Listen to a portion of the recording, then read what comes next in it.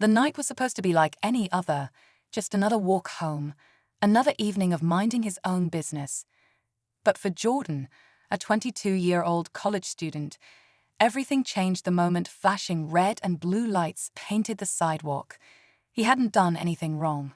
No laws broken, no reason to be stopped. Yet, here he was, face to face with an officer who had already made up his mind. The cop's eyes were cold, his tone sharp. "Where you headed?" he demanded. Jordan answered calmly, but it didn't matter. The officer's suspicion wasn't based on facts, only on the color of his skin. It started with a question, then an order, then a shove. Jordan tried to stay composed. The situation escalated fast. The officer's patience ran thin. And then, bam, a fist. A punch Jordan never saw coming. Pain exploded through his jaw as he stumbled back, but before he could even process what had happened, something inside him snapped. Maybe it was anger, maybe it was survival, but in that moment, he did what no one expected. He hit back. The officer's face twisted in shock. This wasn't how it was supposed to go. He was the one with the power, the badge, the authority. But now, he was the one staggering. The street fell silent. Passers-by froze. A camera phone caught it all. And in that split second, everything changed. Not just for Jordan, but for everyone watching.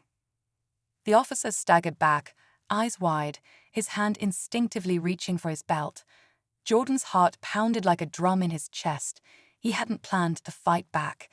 He wasn't that kind of person. But the sting on his face, the humiliation burning through him, it was too much. He hadn't done anything wrong, yet here he was, being treated like a criminal. People were watching now.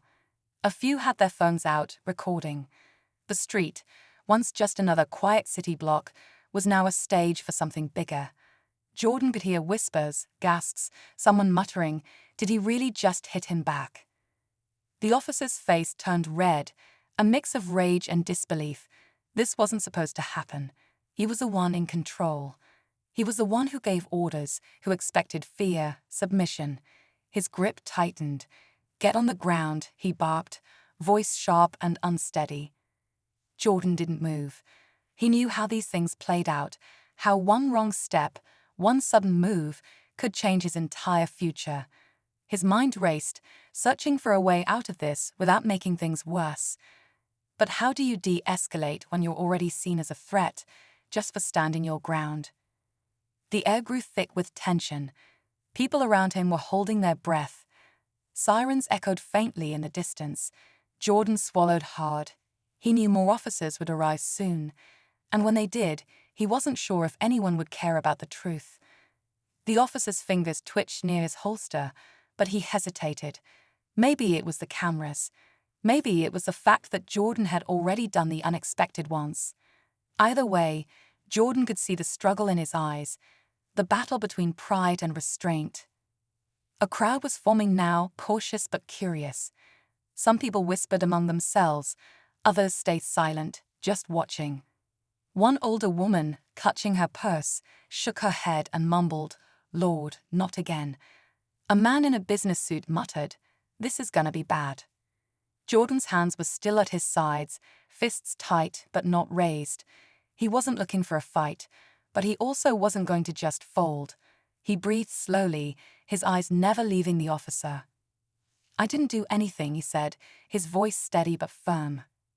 The officer clenched his jaw. His face was still red, but his eyes darted to the people recording. He was trapped.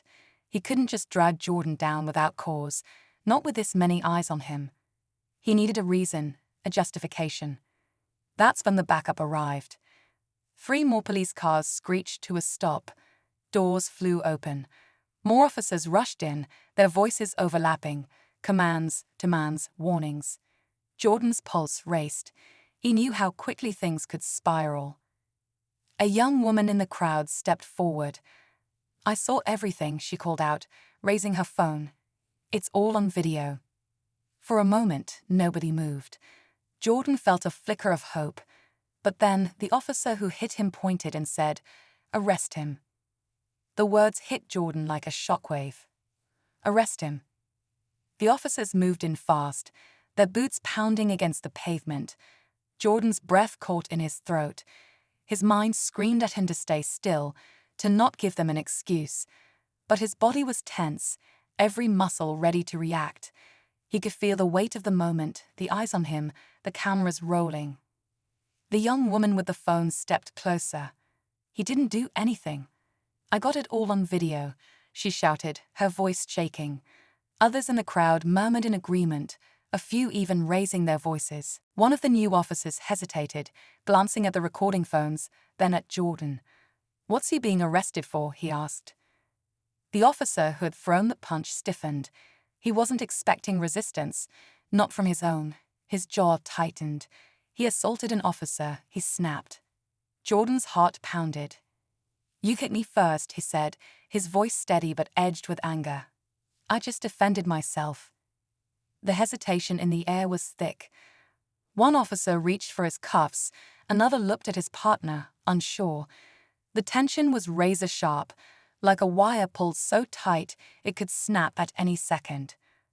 More sirens echoed down the street, more police coming, more people watching. Jordan exhaled slowly. He could feel the moment tipping, balancing on the edge of something big. Then an officer finally said, "Maybe we should check the footage first." The words hung in the air like a challenge. Maybe we should check the footage first. For the first time, Jordan saw a crack in the wall, uncertainty flickering across the faces of the officers.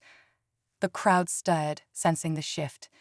The woman with the phone held it higher, her screen still recording. "It's all right here," she said. "He didn't start this." The officer who threw the punch squared his shoulders, his face darkening. "You're really gonna take his word over mine?" He barked at his fellow officers. His voice was sharp, defensive. He could feel control slipping away, and he didn't like it. One of the other officers hesitated, his hand still hovering over his cuffs. He wasn't sure what to do.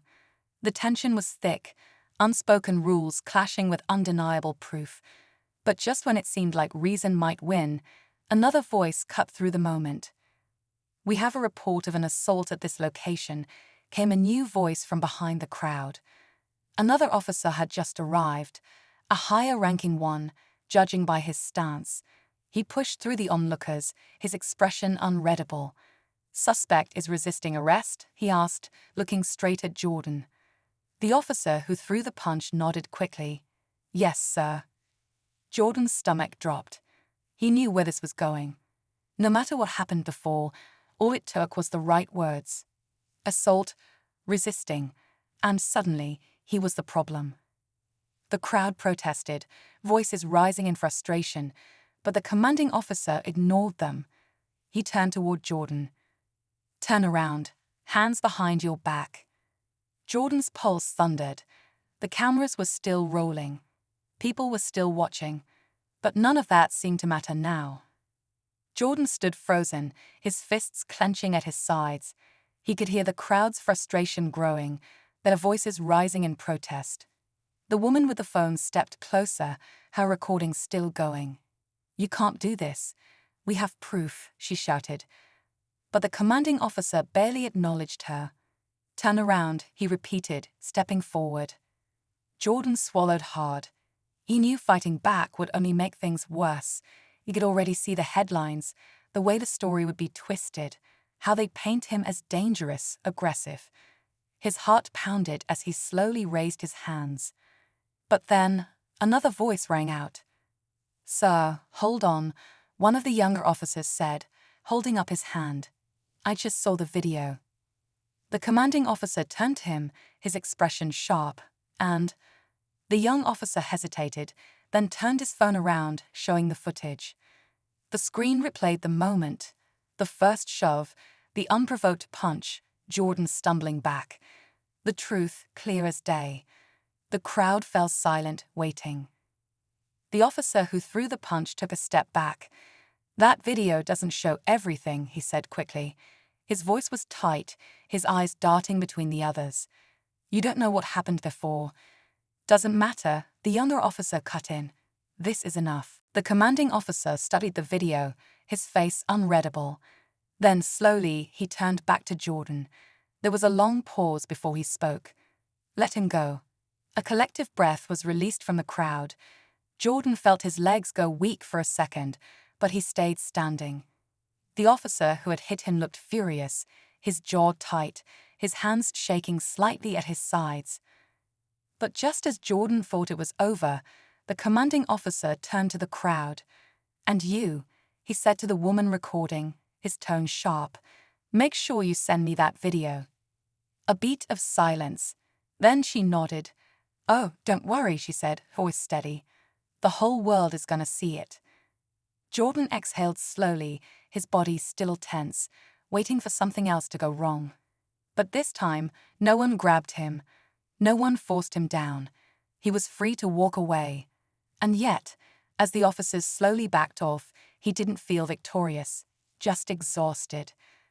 The crowd stayed put for a moment, watching, making sure it was really over.